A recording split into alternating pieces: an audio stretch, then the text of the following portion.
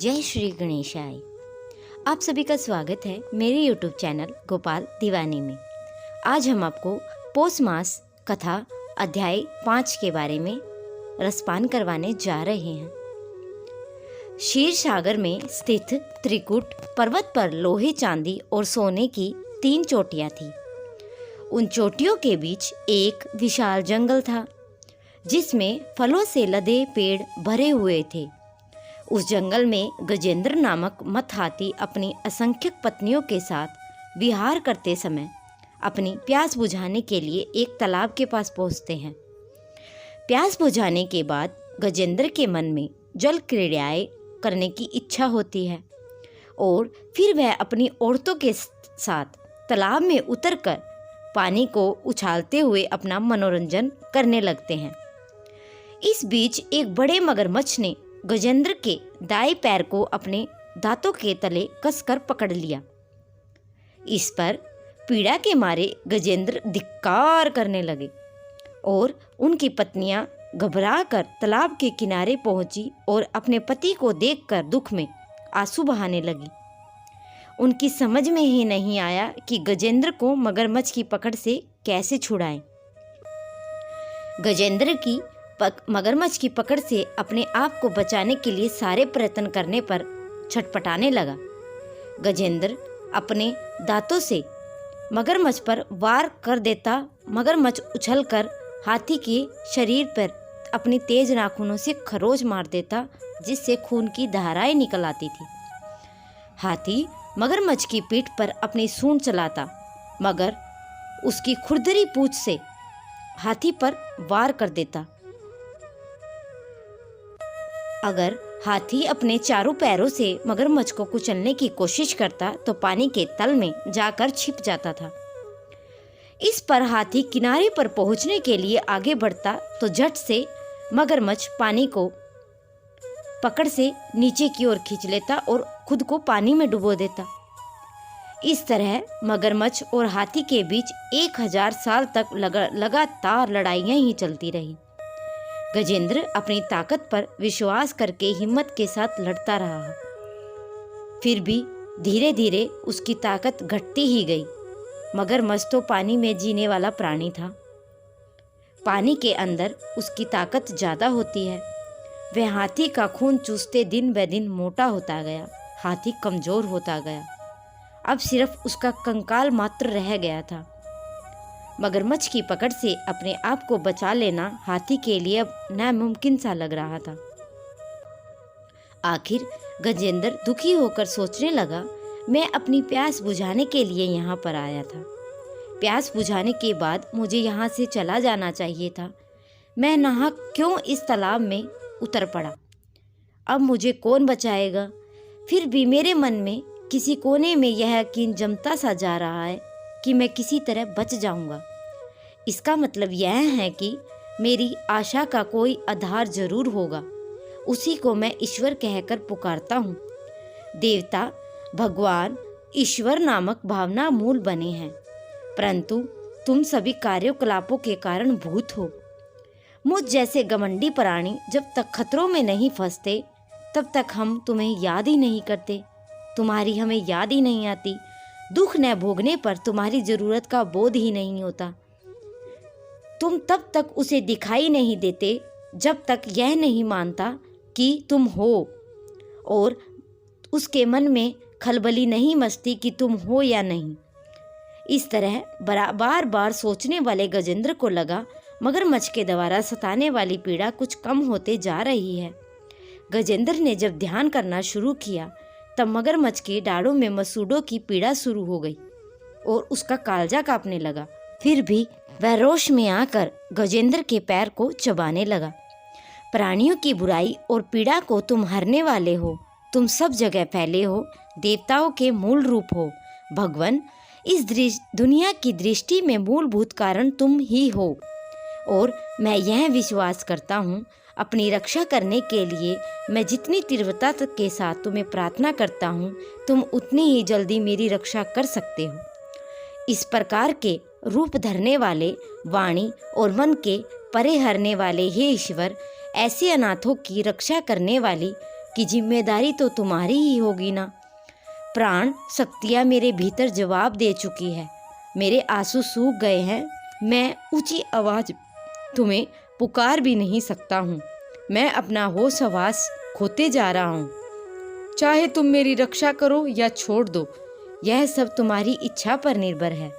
मेरे अंदर सिर्फ तुम्हारे ध्यान को छोड़कर कोई भावना नहीं है।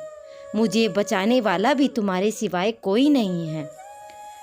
गजेंद्र सूंड उठाए आसमान की ओर देखते ही रहा। मगरमच्छ को लगा कि उसकी ताकत जवाब देती जा रही है और उसका मुंह खुलता ही जा रहा है, उसका कंठ भी बंद होते जा रहा है। उधर हाथी की आंखें इस तरह बंद होने लगी कि उसने अपने अस्तित्व का बोध ही न हो। वह एकदम अचल खड़ा रह गया। उस हालत में विष्णु जी वहां आ पहुंचे और सारा आगमन उनके स्वरूप से भर उठा। गजेंद्र को लगा वह एक अत्यंत सूक्ष्म कण है। विष्णु ने अपना चक्र छोड़ दिया और अभय मुद्रा में अपना हाथ फैलाया। बड़ी तेज गति के साथ चक्कर काटते विष्णु चक्र ने आकर मगरमच्छ का सर काट डाला। दरअसल मगरमच्छ एक गंधर्व था। उसका नाम हयूयु था और प्राचीन काल में देवल नामक एक ऋषि पानी में खड़े होकर तपस्या कर रहे थे। तब मगरमच्छ की तरह पानी में छिपते हुए आकर गंधर्व ने उनका पैर पकड़ लिया था। इस पर ऋषि ने उन्हें श्राप दे डाला कि तुम मगरमच्छ की तरह ही इस पानी में पड़े रहोगे। और अब विष्णु के चक्र के द्वारा उसका शाप जाता रहा। मगरमच्छ से छुटकारा पाने वाले गजेंद्र को तालाब से बाहर खींचकर विष्णु ने अपनी हथेली से उसके कुंभ स्थल को स्पर्श किया। उस स्पर्श की वजह से गजेंद्र ने अपनी खोई हुई ताकत पाने के साथ पूर्व जन्म का ज्ञान भी प्राप्त कर सका। गजेंद्र पिछले जन्म में इंद्र गुमन नामक एक विष्णु भगत के राजा थे और विष्णु के ध्यान से मगन उस राजा ने एक बार ऋषि अगस्त्य के आगमन का ख्याल न किया। ऋषि ने क्रोध में आकर उसे श्राप दिया कि तुम अगले जन्म में मत हाथी बनकर पैदा होगे। उसी दिन गजेंद्र के रूप में पैदा होकर उसने मुक्ति प्राप्त कर ली। गजेंद्र मोक्ष की कहानी नैमिषारण्य में होने वाले क्षत्रिय याग के पधारे हुए शौनक आदि मुनियों के सूत महर्षि ने सुनाई। मुनियों ने सूत महर्षि से कहा, मुनिवर, गजेंद्र मोक्ष की कहानी हमें तो सिर्फ एक हाथी की जैसी मालूम नहीं होती, बल्कि सारे प्राणी कोटि में संबंधित मालूम होती है। खासकर कई बंधनों से मुसीबतों में फंसकर तड़पने वाले मानव जीवन की संबंधित लगती है। इसके जवाब में सूत महर्षि बोले, हाँ गजेंद्र, मोक्ष की कहानी शैलेशार्थ से भरी हुई है। उसका अवन्य जो जिस रूप में चाहे कर सकता है। काल तो विष्णु के अधीन है, इसलिए काल चक्र के परिभ्रमण में कई कठिनाइयों की समस्याएं हल होती जाती हैं। मुनि ने कहा, मुनिवर, गजेंद्र मोक्ष के आधार पर हमें यह मालूम होता है कि प्रत्येक कार्य का कारणभूत सर्वेश विष्णु है। ऐसे महाविष्णु की कहानी पूर्ण रूप से सुनने की इच्छा हमारे मन में जाग रही है।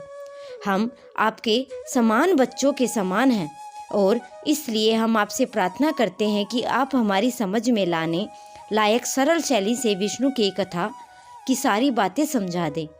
इससे महर्षि व्यास के द्वारा समस्त पुराण, इतिहास और उनके मर्म को भी जान लिया है। इसलिए आप ही वे कहानियाँ सुनकर हमें कृतार्थ कर सकते हैं। मुनियों की बातें सुनकर सतमुनि खुश हुए और बोले, हाँ जरूर सुनाऊंगा। महर्षि व्यास ने विष्णु से संबंधित अनेक लीलावतारों की विशेषताओं में महाभगत के रूप में रचा और पुत्र शुक्र को मनाया और उन्हें यह विस्तार ध्यानपूर्वक सुनाया।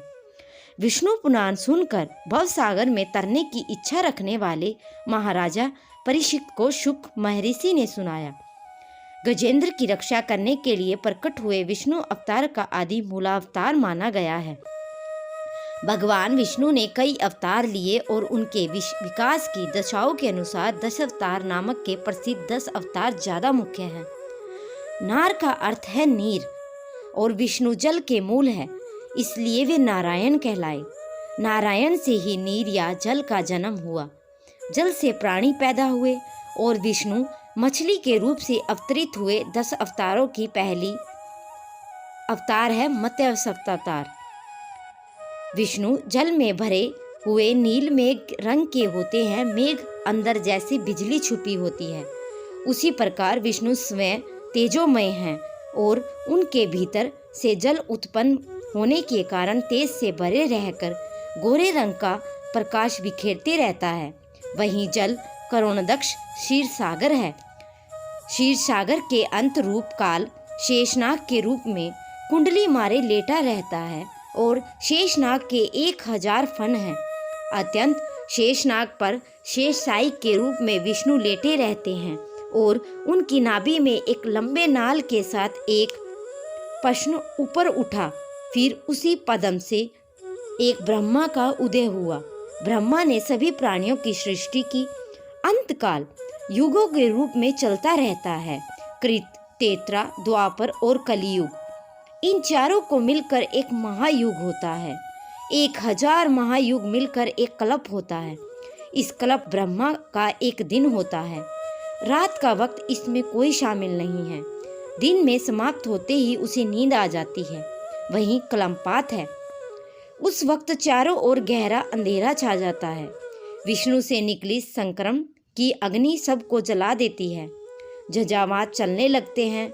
तब भयंकर काले बादल हाथी की सूंडों जैसी जलधाराएं लगातार गिराने लगती है। महासमुंदर में आसमान को छूने वाला उफान होता है। भूभंवर और स्वर्ग लोक डूब जाते हैं। चारों तरफ जल छोड़कर कुछ दिखाई नहीं देता। यही ब्रह्मा के सोने की रात प्रलय काल की रात होती है। यही कलापांत का समय है। सत्यवर्ती नामक राजा राजश्री नदी में नहाकर नारायण का ध्यान करके जब वे अर्घ देने को हुए, तब उनकी अंजलि में सोने के रंग की एक छोटी मछली आ गई। सत्यव्रत उस मछली को नदी में छोड़ने जा रहे थे। तब वह मछली बोल उठी, हे राजन, हमारी मछली की जाति अच्छी नहीं होती। छोटी मछलियों को बड़ी मछलियाँ खा जाती है। अगर उनमें से बच जाए तो मछुआरे जाल फेंककर उन्हें पकड़ लेते हैं। इसलिए मैं आपकी शरण मांगने अंजलि में आई हूँ। कृपया मुझे छोड़ न दीजिएगा। सत्यवर्ती मछली को अपने कमुंडल में रखकर अपने नगर में ले गए। वे महाराजा के रूप में राज्य करते वह बड़ी तपस्या करने वाले एक राजश्री थे। विष्णु के परम भगत और बड़े ज्ञानी थे। कमुंडल के भीतर वाली छोटी मछली दूसरे दिन तक बड़ी हो गई और छटपटाते हुए अंतर्नाद करने लगी, महाराज, मुझे कमुंडल से बाहर निकालकर बड़ी जगह पर पहुंचा दीजिए। इस पर मछली को बड़े नांद में पहुंचा दिया गया। वह थोड़े ही दिन में और इतनी बड़ी हो गई कि तब सत्यव्रत ने उसे एक तालाब में छोड़ दिया। मछली लगातार बराबर बढ़ती गई। तब उसे तालाब से बड़ी नदी और बड़ी नदी से समुद्र में पहुंचाया गया। इस पर मछली ने पूछा, ए राजश्री, मैं आपकी शरण में आया हूँ। ऐसी हालत में आप मुझे समुद्र में छोड़कर चले जाएंगे? क्या मगरमच्छ और तिलमिंगन मुझको निगल नहीं जाएंगे? सत्यव्रत ने कहा, हे महामुनि, बताओ मैं इससे बढ़कर तुम्हारे लिए क्या कर सकता हूँ? पल भर में 100 योजन बढ़ने वाले तुमको कौन से प्राणी निगल। अब हम आगे की कथा आने वाले अगले अध्याय में सुनेंगे। अगर आप सभी को यह कथा पसंद आई हो तो चैनल को सब्सक्राइब करें, वीडियो को लाइक करें और कमेंट में जय श्री गणेशा अवश्य लिखें।